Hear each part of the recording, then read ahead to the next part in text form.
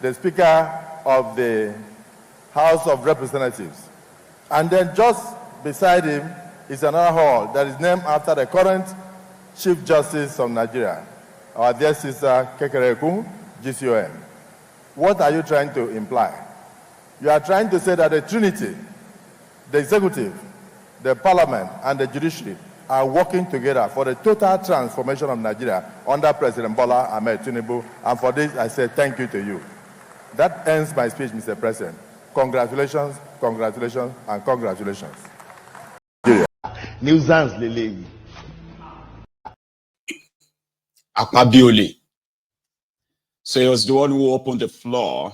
I told you it is like they call it epoch moment. They call it epoch occasion, where these rogues praises themselves, like they praises themselves. Sometimes when you listen to them, you're like, are you in an alternative world? Or are they the ones living in an alternative world? They are still living with you. They have created their own world. And if you don't agree with that, it is because you don't like progress. They have redefined what is progress and what is progressive. Sure, you get now. So therefore, it is in their own definition that you have to accept whatever it is that they call progressive. Praise singing and all that. They are working hand in hand. It is called establishment. Listen to that of Wike. In case if you think Akpabiole is cringy, Wike. Time is not on the side, but it's important for the public to understand and to know why today this is called Bola Ahmed Tinubu International Conference.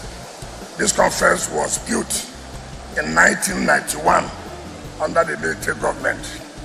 Since that time, nothing has happened to this international conference. Last year, sometime July, August, you came here to inaugurate the ECOWAS Parliament. It was an embarrassment for a country to have this as an international conference then. And you said, how can we have this as an international conference? That showed leadership. And you said, look, next time you want to come here, you want to see a different international conference. Within 8 months, Mr. President, this is what we have. And I feel that without your leadership, it wouldn't have been possible.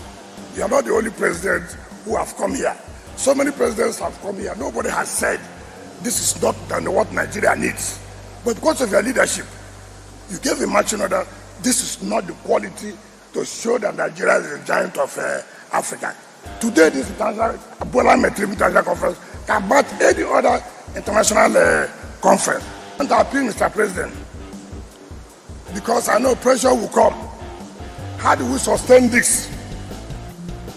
I want to let everybody know. Whether you're a ministry, whether an agency, you want to use this, you have to pay something. You have to pay. That's the only way it can be sustained. Nothing like my brother, my sister is going to have wedding. If you want to use a place like this, such a beautiful place, then you must drop something. This was being handled for a politician. A politician, they gave it to a politician, and he killed the place. And when we tried to do what, the politician had to go to court to stop us from carrying out this infrastructure of century. So, if you are not the kind of person who would have not done this work, pressure came left, right, and center. He said, go ahead and rehabilitate that place. And we thank God for showing that leadership. And that's what we have always said. Our problem is leadership. When you have the right leadership, things will get done. And this is what you have shown today. Mr. President, I thank you. And in doing that, because National Assembly has also supported us, I told you as we are inspecting the project, at the back we have 2 halls. We have to remember those who have also supported FCT. National Assembly is one such arm of government. So we have named one hall, Juligent Abbas Hall. We have named Gosul Ababi Hall. And your Vice President, we have named one of these halls to your Vice President. And then the CJN We have also named one of the horse against the name of the CJN. At least let the three arms of government work together. So I just said that since it is the property under you and the building is under you, let these people have small names in those, but let them know that it is under Bola Ahmed Tinubu International Conference. Thank you. Mr. President, I hereby invite you to talk to us. Nigeria to finish. Ladies and gentlemen, this is the conference center that Wike renovated with 39 billion naira. And as he said, it can now compete with any international conference in the world. And that, to the name of Thiefnubu, Akpabioli, and the rest of them. I don't know.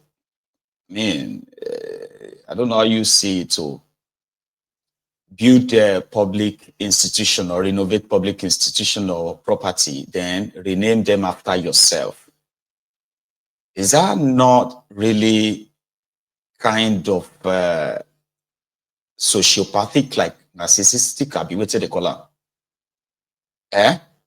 You know, when you kind of, you love self-glorification a lot, and people around you understands that very well. And everything they have to do, they just have to present you as this supreme leader who's, I couldn't have done it if not for you, sir. I know that people are pressuring you that we shouldn't do this place. Like as a government, it is typical in that contraption for them to, politicians to tell you, some people didn't want us to do this, some people did it, well, it's because, you know. Anyway, it was Kolu's turn. And here is what Kolu said. In defense of Wike, by the way, all right?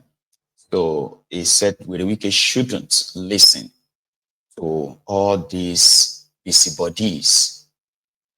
I don't know who he's referring to. And I'm glad, in Wike, you are reflecting that.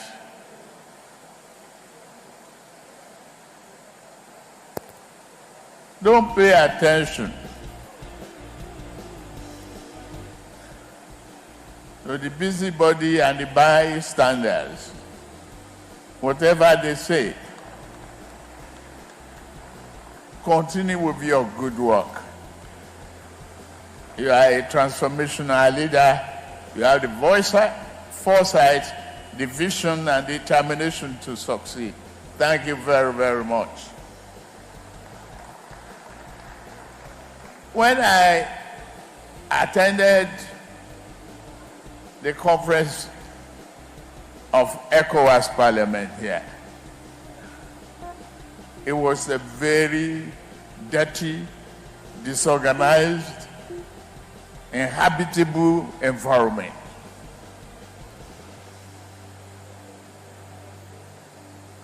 Aside from the side talk with the Senate President,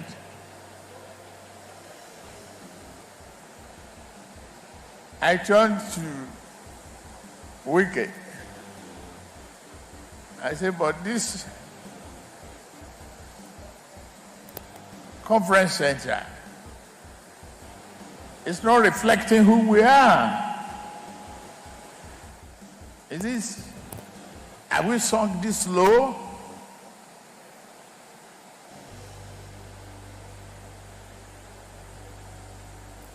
He said, no. But bear with us.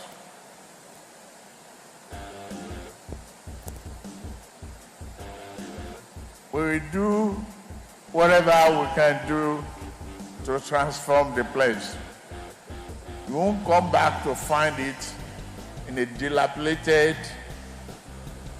uninhabitable situation that it is. And today I am very, very happy.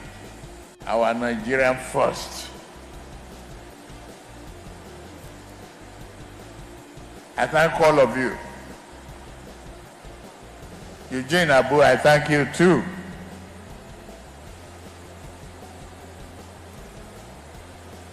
For being a reflection of quality in media space. Thank you very much.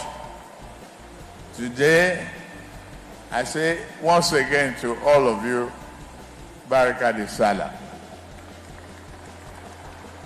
And you must obey what the landlord says.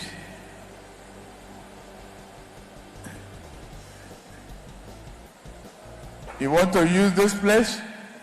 You got to pay for it.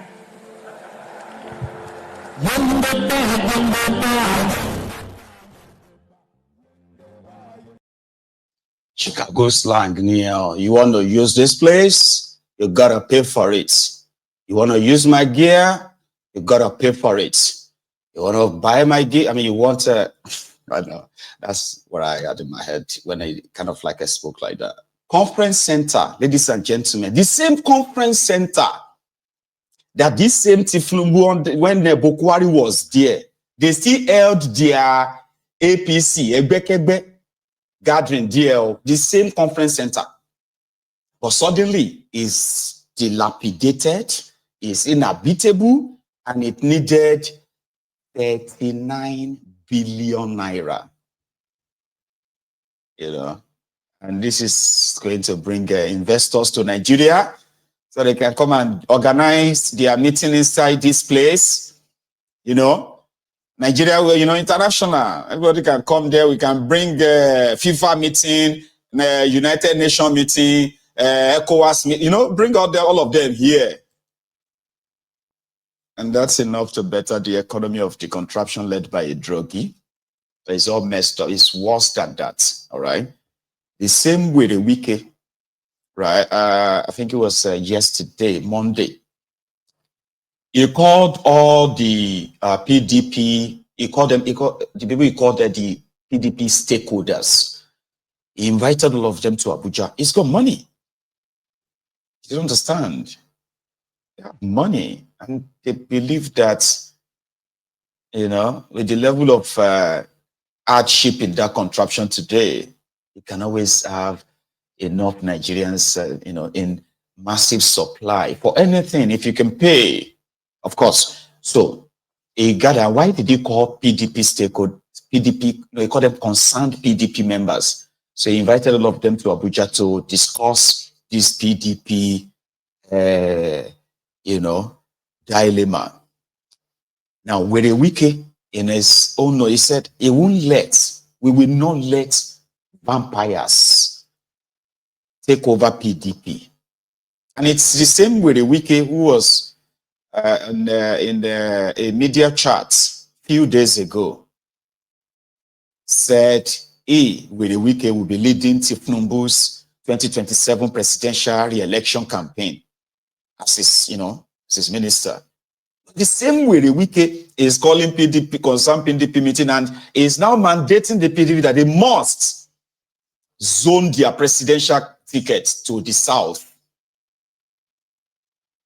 And the meeting is all about, we don't want vultures. Sorry, you didn't use vultures, vampires. We don't want vampires to take over their PDP. So that's why he called the meeting, and they have to do something to make sure that vampires don't take over PDP. I don't understand. Babashe, I don't understand. Right? And I'm supposed to understand, though. Not that I don't understand, but I'm trying to understand the motivation that makes him still see himself, right, as, you know, as the right person, right, to present himself as a PDP leader that is working for an APC president. And he will work for, but at the same time, you are mandating your party that they must zone their ticket. I don't understand. Is it to zone it so that the ticket holder can now endorse Thiefnubu? Because what I have been told is that as you are hearing coalition, this and that, Baba, you like say the whole thing, you get what I mean? But again, somebody like myself pick information from everywhere, piece of it here and there, genuine ones. So then you can piece them together and be able to, you know, make a bit of a projection. And we're going to get to that part tonight, right? So I've been trying to kind of like logically to try to understand this, but logically I don't understand. But illogically, in the Nigeria way where you have to turn things upside down, there are people who are saying that Werey Wike is fighting a just cause. I don't understand. Right? So according to Werey Wike, they would ensure, right, that PDP zone their ticket to the south so that a southerner can be their candidate. Now, my own question is, okay, if a southerner becomes their candidate, does that mean that Werey Wike will be fine? And the southern presidential candidate of PDP will be up against Thiefnubu. So which means when PDP zone their ticket to the south, as Werey Wike is demanding, don't get me wrong, I don't have any business in all of that. I'm just trying to kind of see through these vicious characters, these rogues, and those who admire them. If you are one of them, maybe you can try. And that's a very big job for so many Nigerians, right? To think. Thinking is a serious job that many Nigerians are being so poor that the only thought they have is how to get the next food. So you see all this one, where they do? It's like I'm doing mental gymnastics. Not many people are interested. All right? But see, reason with me, okay? Werey Wike wants PDP. The reason why he's angry with the PDP is because they gave ticket to Atiku, who shortchanged Werey Wike by beating him, right? And Werey Wike has been mad since then. Now, Werey Wike came back to say, okay, you know what? The only solution for PDP not to die is for PDP to bring a southerner as their candidates. That's one. The same way Werey Wike say, of course, what do you expect? I'm going to lead the campaign for Thiefnubu's re-election in 2027, which is APC. So does that then mean that even if PDP zone their ticket to the south, pick a southern presidential candidate, Wike will still work against them? Reasonable. But listen to this first. I'm coming back. Maybe when you hear this, you can possibly process what I just said, okay? Because I've been trying to kind of like figure it out, like, you know. But here, Werey Wike. If the party had listened to what you said, we would have done that way. I will continue to stand to the party, let the constitution of the party, let the constitution of Nigeria be respected and governed laws. That as an opposition party, we cannot continue to act on impunity. No opposition party in this world survives. We said, we cannot close our eyes. We have to do something. To go on us, party chairman of the states, board of trustees, National Assembly, Senator, House of Rep, House of Assembly, Council chairman, wherever applicable. One of us. As we see today, PDP have lost Edo State. PDP have lost Delta State. PDP have lost Akwa Ibom State. I don't know where in River State, where they belong, where they belong. I don't know where they are. So, and as a serious party, you have only had food and see things are happening like this. And every day, you don't want to do what is right. Impunity. No political party allows impunity. It comes survive it. So, I have done my friends, my colleagues. My faith is in my hand. So also is your faith in your hand. We must have to say, should do about this. Or take appropriate action that will make our party not to die. So they call him a strong man. Ronukus loves him so much. You know what I mean? Because he's doing one job. Some of you think Thiefnubu is rewarding Werey Wike so that he can still use Werey Wike later in 2027. Like, so maybe you are right, all right? But the real job that Wike is doing, okay, is to ensure that PDP, if they are not dead by 2027, I don't know. I don't know. So it's a job. And he's doing it very well. Those who sat in that same room with him, they are supposed to be PDP members from all over Nigeria, concerned PDP. And you know something, when I was still in Nigeria, I do understand how they do all these things. It's always like, in their PDP, they'll say, there is a PDP Atiku faction. There is a Wike faction. You know how penetrative they can be. Wike is from Rivers State, as a former governor of Rivers. All right. You see, when they do the Atiku